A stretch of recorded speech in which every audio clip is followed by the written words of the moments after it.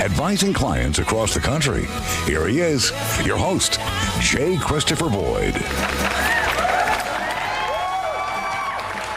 Welcome to another episode of Something More with Chris Boyd. My name's Jeff Perry. I'm sitting in for Chris Boyd this week, who's on a well-deserved day off. And, you know, the title of this segment, the show, is Something More. And so we usually focus on financial issues, but, you know, each week we like to do an episode of talking about something not per se financial, something that's about our culture, our community, our country.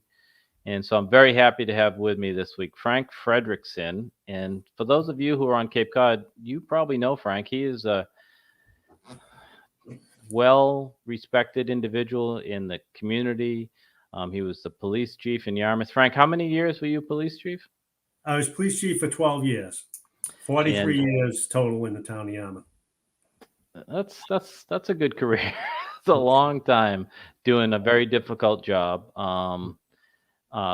Many of you got to know Frank because of his position as police chief in 2018 when one of his officers, Sean Gannon, was murdered and his canine was injured, and the entire community rallied around the department. And Frank just showed, I know I've said this to you privately, Frank, but you just showed an exceptional ability to lead your men and women of the department and the community through something that's just like on the number one thing that chiefs stay up at night is the safety of their officers in situations like this. So, you know, you proved to yourself, your department, and the community who you are, and the ability that you have to deal with something that's so terrible. So I'm going to say it publicly. I know I said it privately, but I really believe that, and thankful that you were there during that tragic time for your department. Well, I appreciate that and the kind words about me, but the reality is, like everything in life, it's who you're surrounded by that help you get through. And there are so many people that helped, and, you know, you feed off each other. And, you know, I just happened to be the point person during that tragic time. And, you know, we work together and try to get out of it the best we can, and not just leave it at that and move forward and try to make some change that could be positive for everybody. Right. Well, you're very humble as well. Not every leader that we have rises to the occasion. And our viewers, our listeners are thinking of leaders in the world that don't do that, and it's personal to them. I'm not going to get into that, but you did, and I'm thankful that you were there during that. And you retired, you know, after a decades-long career and 12 years as the chief. And a lot of people were wondering, you know, they know, people who know you know a couple things about you. You know you're a great husband, great father. In fact, you have a son who's a police officer. Yes. Yeah. People who follow you on social media know that you like ice cream. Just a little personal thing there. It's there's no doubt about that. Yeah. But, you know, a lot of people, some people retire, and you say, well, they're going to retire and they're going to sit on the beach or travel and, you know, do this kind of the old school retirement stuff. But there was a lot of speculation about what Frank Frederickson's going to do, because you're a high energy guy and you have a lot left in your tank, so to speak. And so I wasn't surprised to see when you were, you do a lot of things, but in this case for this show, you were named the Director of Governmental Affairs for probably one of the most important police organizations in Massachusetts. So how'd that come about? How did it's a natural fit, obviously, but tell us about how you ended up where you are. Well, I'm not exactly sure how it happened, but it did happen. But part of it was, you know, some people noticed who I was, and other ancillary duties I had as police chief brought me into some governmental agencies. For example, I was on the legislative committee for the Mass Chiefs. I was president of the Southeast Chiefs, the Cape and Islands Chiefs. I was also a governor's appointment to the Joint Labor Management Committee, which brought me in with labor, where we settle police and fire contracts. So I met lots of people around there. Did a lot with training too, right? A lot with training. I also had a seat on the Municipal Police Training Committee, one of the chiefs appointed to that, and we worked through most of the post stuff.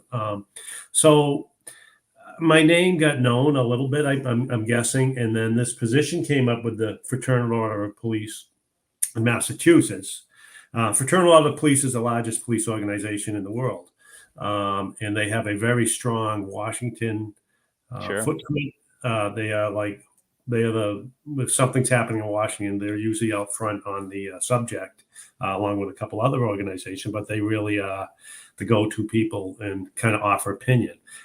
There's about 350,000 members across the country, but Massachusetts has its own chapters. There's about 23 chapters in it, and the Fraternal Order of Police is it's fraternal. So they do a lot of amazing things that have nothing to do with getting benefits and politics or whatever. For example, during the terrible hurricanes down in Florida last fall, their emergency response team reacted. Volunteers went down there and helped the police in that area.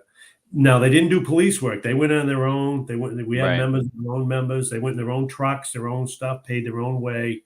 And they help families of police officers like get their windows repaired, because the cops and firefighters, they're out there working 24.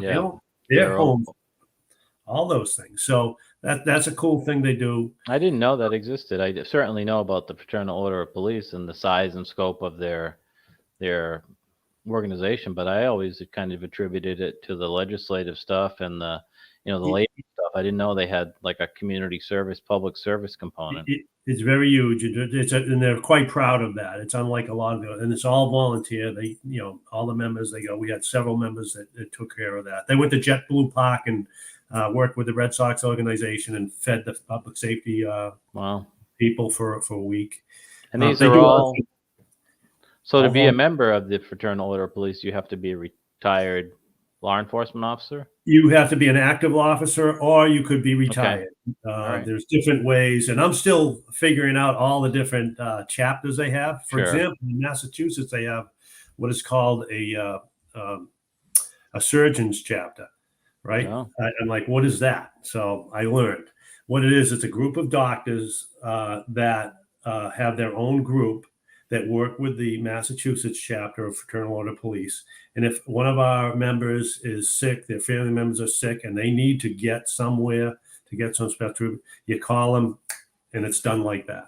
Wow. That was born out of 9/11 in New York, where all those terrible tragedies took place, and the public safety was left at the bottom of the table when it came to getting service, especially afterwards. Right. So they really took that. So they do a lot with wellness. Some amazing stuff going to take place with officer wellness, which is a hot topic across all law enforcement in the country. Big survey going to start in 2 weeks. I'll be out in Las Vegas at their convention, and they're going to kick it off. The first survey they did a few years ago garnered tremendous information on what our men and women in law enforcement are thinking and what we can do to help them get through. But so I went a little roundabout way. How did I get this? So our Massachusetts chapter had an opening for Director of Governmental Affairs. I was put onto it by a good friend of mine, Steve Exaros. As you know, he said, geez, this sounds like something you might be interested in. And I had seen the post and I hadn't thought about it. But then I threw in an inquiry, and lo and behold, a month before I retired, they said, yeah, we'd like to hire you as the Director of Governmental Affairs. Of course, then I asked, what are my duties? And they said, do I get some training on this or whatever? Oh, said, there's never any training. Yeah. So you've been in training for 40 years, Frank. Yeah. So exactly. So they basically said, make it your own. And here's the goals. We want you to stand up for cops. And I'm like, all right, count me in. That's what I do. And do it respectfully. Sure. So I took it. I've been learning. I started the day after I retired, so I failed in retirement. Yeah, I understand. And yeah. So, but it's nice, and you probably can appreciate this because, I know I'm older and I had a long career, but there's certain information, certain skills and abilities that I've learned and developed And not only from the good things I did, but I've learned from some of the mistakes I've made. That's Yeah, almost some of your best learning, right? I was going to say, I think we learn more from our failures than our successes. Yeah. So now I move into this thing, and I'm trying to like figure it out. So I've reached out to other people who had similar jobs. I am a registered lobbyist, so I have I had to learn all about what I can and can't do. Sure. And just so anybody knows, I don't That's have a any new- money to give anybody. So Well, you have some even if you had extra money, you have some restrictions on that too. that's right. And I Right. learned that they're pretty reasonable and they make sense. If everybody follows those rules, it's really, it makes a lot of sense. It does. Yeah. So I've learned a little bit from people who've had similar jobs, and what I'm understanding is to be effective, it's all about building relationships. Just like And anything else. Yep. So I've set a goal. There was 200 legislators, House and Senate. So my goal is to meet every one of them face to face by the end of the year. It's a big goal. Yeah. Especially when they may be running away from you. Yeah, that's right. I mean, so there are 200. I just finished number 62. All right. So I'm not sure I'll get to them because they're gone for like a month or so right now.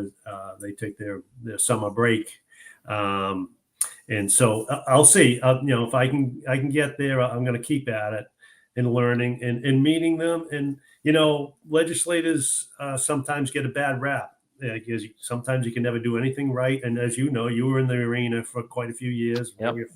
But some people don't like you, believe it or not, right? Every time you vote, you lose a friend. Yeah, exactly. That's a good way. Actually, Tom George, who was when I arrived in 2002 when I was elected in 2002, Tom George was there. He was from Yarmouth, you know him. He told me, it was very, very. He wasn't being sarcastic. He said, "This is the most popular you're going to be. Every time you take a position on an issue or cast a vote, you've upset somebody." Okay. So, that's just part of the business. And for many people listening on the Cape, a lot of people listening out on the Cape too, but for the people listening on the Cape, they know you. And I think they have a general sense of Massachusetts politics being left of the rest of the country. And police issues are often right of the country. Mm-hmm. So you have a challenging job there to, not only meet the 200, but I'm not going to name names, but a significant number of them are not in a pro-police mindset, right? Do you sense Absolutely. No doubt. You can judge by, for example, there are over 6,000 pieces of legislation that were filed in a 2.5-week period back in January. Sure. So I'm learning this. So I have the Mass Track program. I read every single one of them. Yep. Believe it or not, it took me a while, but many of those 200 people haven't. So good for you. It's fascinating to see our government. 6,000 bills are filed, and as you know, less than 200 will actually be passed, and most of them will be Joe for Massport that needs 100 more sick days for some reason or another. Right. Any significant bills, there's only a handful that actually will make it to the finish line. But it's fascinating to read what is written. So I sorted those out. There's about 520 different bills that I'm tracking that have something to do with law enforcement, not necessarily negative or positive, but just something that it might be the change in a law or a penalty or a pension issue. A lot of pension questions come up, particularly in law enforcement. So I've had to digest those. I met with my group.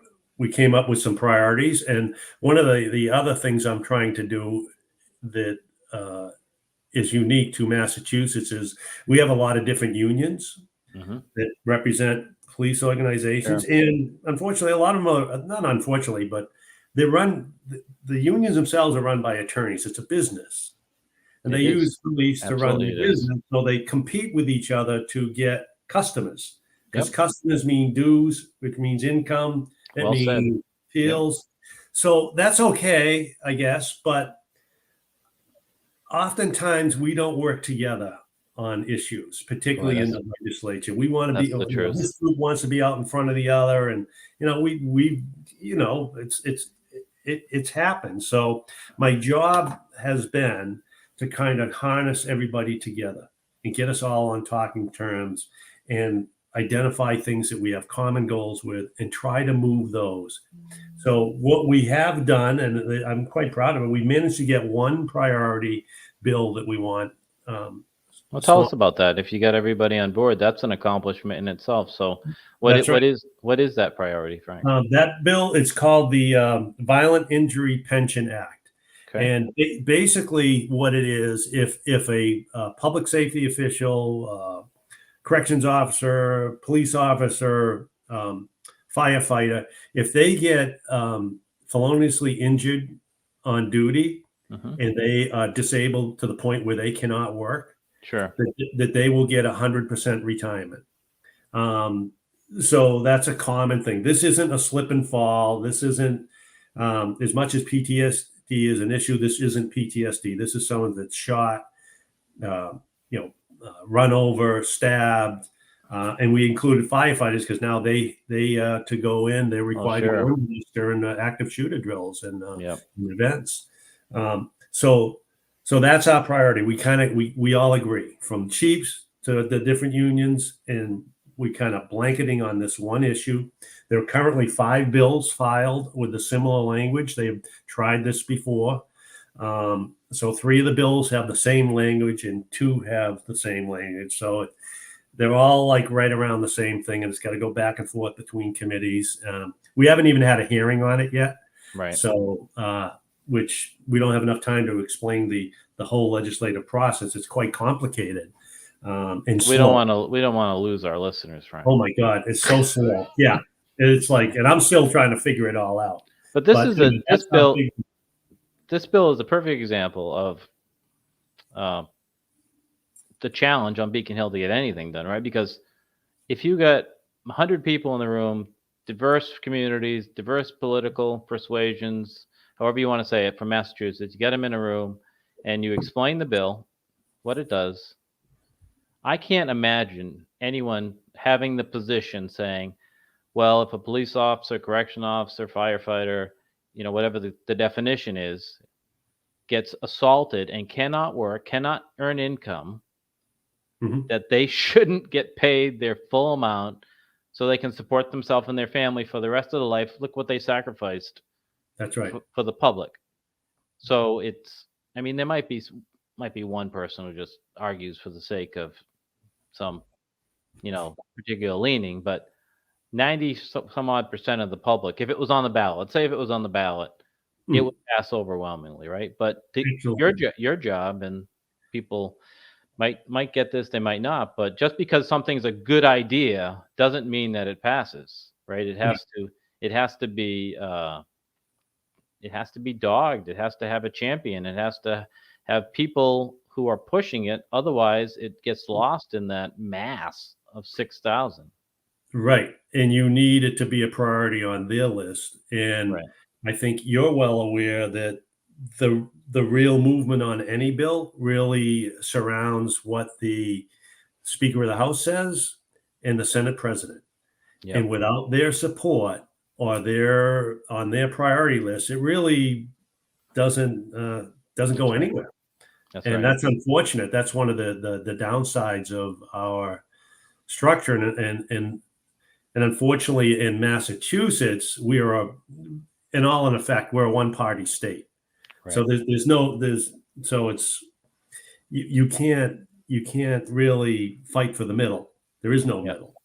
No matter where one of our listeners may be in their own political beliefs and registration, when you have one party state, what it does, this could be a Republican state like Texas or a Democratic state like Massachusetts, it limits the number of people who have the influence, right? So absolutely. You have 3 basically. Massachusetts, you have the governor and, as you said, the House Speaker and the Senate President. And if it's not getting one of their attentions, there's no champion there. It's very difficult to get anything moving. Even the governor, for that matter. Right. Not a lot of authority to do anything. No, not until it gets to them. yeah, and even that, they have to weigh the measure. If the speaker has everybody in line that they can, prevent an override, then that's the way it goes. So, well, why I love in Massachusetts anyway that organizations and individuals, it's complicated. It's not the subject for this show, but there is an option for a citizen petition that does happen once in a while. It's a difficult process, I guess, as it should be, but there is something that can be done outside, which happens from time to time. yes. I wish you luck. Makes so much sense, and you're going to be tested to get the attention of those people and get some momentum going. Yeah, it is. It's good though, but I'm learning, and honestly, after just the bit I've been doing it, I gained a little more respect for politicians. They're people. Sure. None of us are perfect. Right. So I see 6,000 bills. I have my list of priorities here. I got the number one, but there's others on there, but we identify that one. And there's others we didn't even put on there that we support.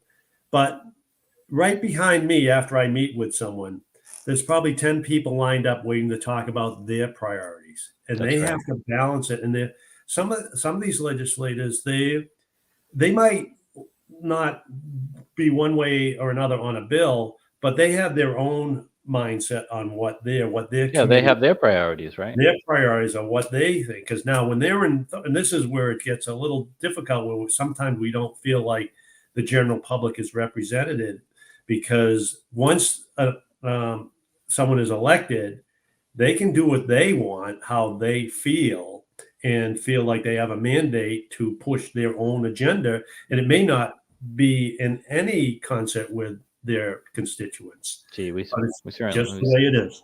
Yep, it's just the way it is. We're a republic, not a democracy. Yeah, yeah. Frank, I know there's a lot that we can talk about. We're running short on time. I'll encourage you to stay focused on the mission, because you're a focused, dedicated guy, and I think you're the right guy for this. And also, citizens who hear these issues that are important to them, they should really take the time and contact their legislators, because I remember from my time up there, if a personal call or a personal letter, emails are fine, but it's the personal touch. That's how you started the show. Your job is about personal connections. It's also your influence as a voter, as a resident, as a citizen, to engage your government. If you do it more personally, if you reach out to your representative or senator and sit down with them or call them or write them a handwritten letter, those things get noticed. And if there's enough of that, a bill that they don't even care about can get attention, can get movement. So Godspeed your work, Frank. Well, yeah, you probably heard a lot about the gun bill that was filed. It's a docket number right now. That received a tremendous amount of attention by and that's a result of people hearing it, getting the word out. Because if that word didn't get out, it would have slid right under our noses. And trust me, there's a lot more language in different bills that you may never hear about, and all of a sudden it's going to become a law. So it's hard for people to pay attention, because they're going about their lives, and someone's going to be watching. Chief Frank Frederickson, thank you for your time today. Good luck in your endeavors up there. You're the right man for the job. Keep in touch. All right. I appreciate it. Thanks for having me on. Have a great day. Thank you. Thanks to our listeners for staying with us for this segment, and keep striving for something more. You're listening to Something More with Chris Boyd, Financial Talk Show. Asset Management Resources, LLC, and J. Christopher Boyd, CFP, provide investment advice on an individual basis to clients only. Proper advice depends on a complete analysis of all facts and circumstances. The information given on this program is in the nature of general financial comments and cannot be relied upon as pertaining to your specific situation. AMR, LLC cannot guarantee that using the information from this show will generate profits or ensure freedom from loss. Listeners should consult their own financial advisors or conduct their own due diligence before making any financial decisions.